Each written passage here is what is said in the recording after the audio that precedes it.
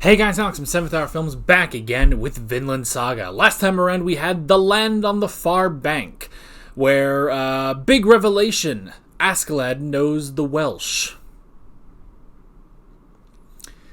I mean, yeah, that was like the biggest thing, honestly, is that Askeladd is allied with the Welsh, and the Welsh help them get into Wales, and now they are on their way to Gainsborough, I think, and have since been ambushed.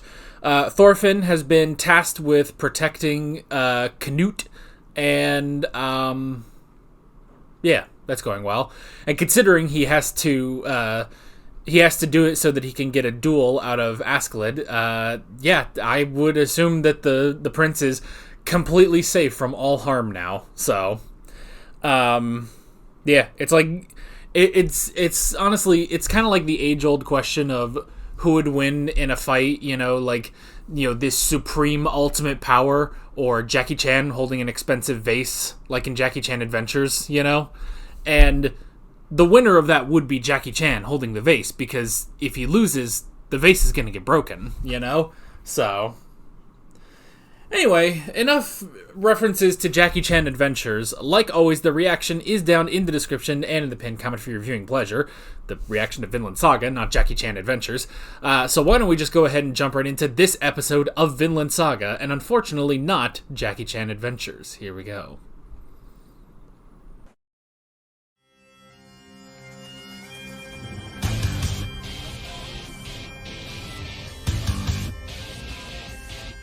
Alrighty. I mean, look. Okay, I haven't seen the comments to the last video, last episode, but I mean, come on, it's, that was, scientifically, formulated to just be, Tumblr fan fiction ahoy, I don't know, man, it's just, the thing is, it's because there's no girls on this show. Because this show is, exclusively a sausage fest. There was, one girl, it was his sister, and she's gone now. We don't cut back to her at all.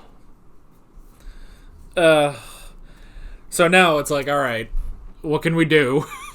What can we do? Because this is where our poisoned minds, this is where my dead, poisoned anime mind is. Where I'm just oh, the freaking, he's kind of adorable. That'll work. It's he's adorable, Canute is this, fair, kind of shy, young man. And Thorfinn's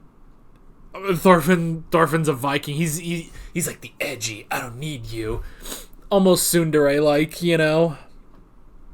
almost tsundere-like, and but you put those two together, I could just hear Tumblr exploding. But again, I don't think Tumblr watched this. I don't think anyone who would genuinely ship those two watched this show, because that came in, 12 episodes in, but at the same time, it's not only is it 12 episodes into this show, the show first and foremost is Vikings, this is a historical, I guess a period piece about Vikings, and the war between Denmark and England,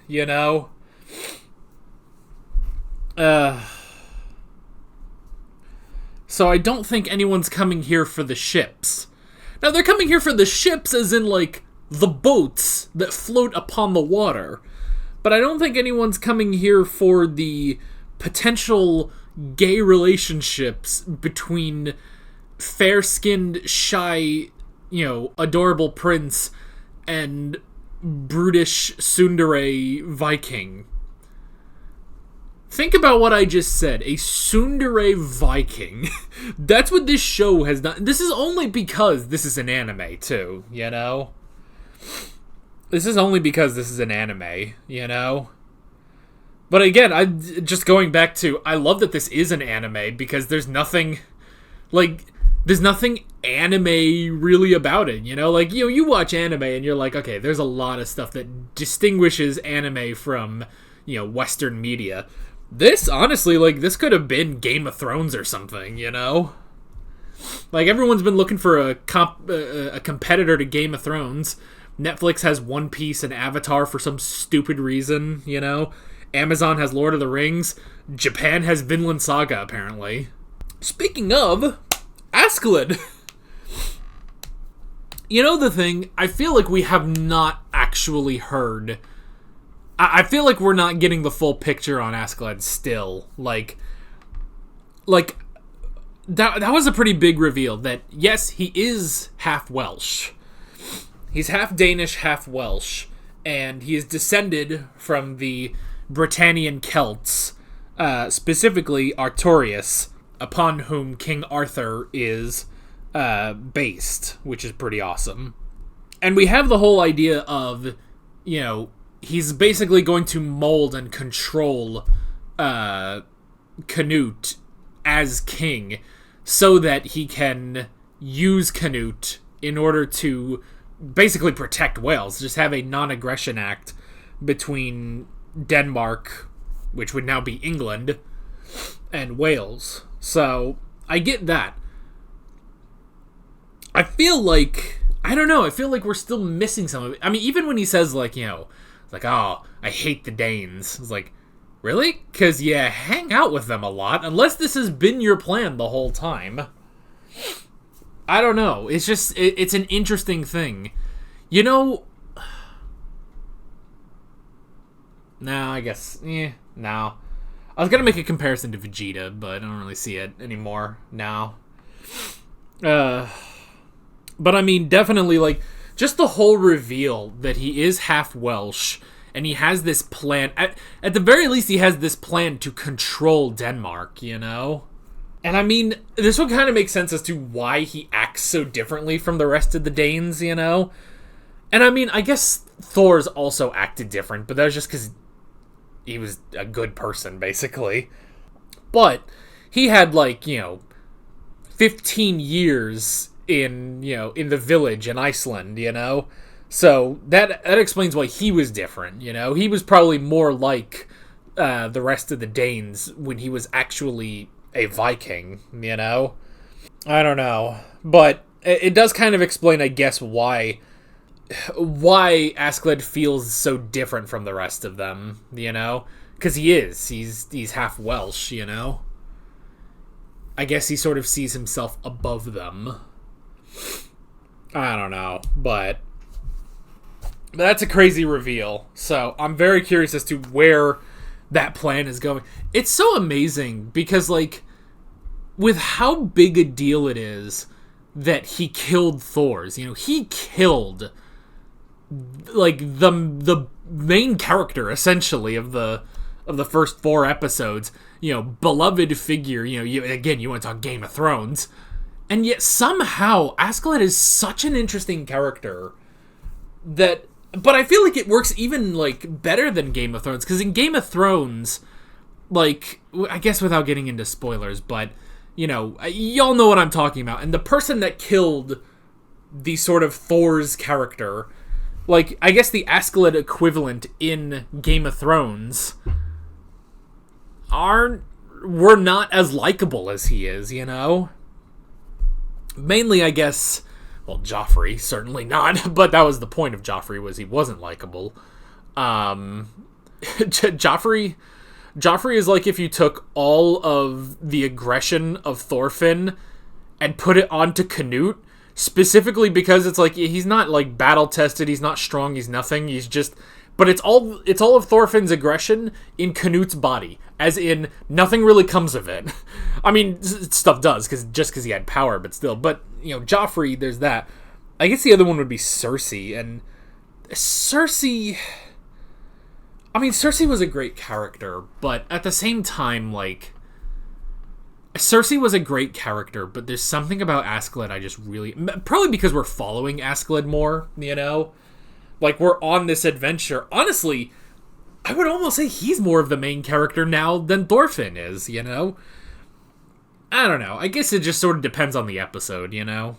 It depends on the episode between the two of them, but yeah, like, I don't know, there's something about it. I guess that's kind of it, because, like, with Cersei, like, she was a driving force of the plot, but she was the driving force of her plot, you know? Because there were multiple other plots happening at the same time, you know? Like, you would go to Robb Stark, you would go to Jon Snow, you would go to Daenerys, you would even go to Tyrion. Tyrion, most of the time, was the, you know, he drove the plot in King's Landing, you know? So yeah, that's definitely it, is that, that's definitely it, is, like, because Askeladd is at the forefront of every episode, basically, even, you know, when some episodes do focus more on Thorfinn, like, there's such, you know, I think that's why Askeladd just works so well. I think that's why I enjoy him more than a character like Cersei, even though they kind of fill the same role. It's just because Askeladd has more prominence in this show. But, this said, because we were talking about Askeladd having a lot of prominence, Thorfinn does have prominence in the show, you know? He is still technically the main character, it's just that, you know, some episodes don't really need him that much. Like this episode, what was he doing? He was, you know, he was next to Canute. That was it. Really the only thing he did was he had that talk, I guess. It was a talk. It was more of them just sort of shouting at each other. Well, Canute shouting at him, but still. But with that, that was all he really did in this episode. The main focus of this episode really was Askeladd, but because unlike certain other anime, I don't feel like this is taken away from Thorfinn, you know? Like, I don't feel like Thorfinn isn't the main character, you know? And I guess you could say it's just sort of now we have two main characters. We have Thorfinn and we have Askeladd, you know?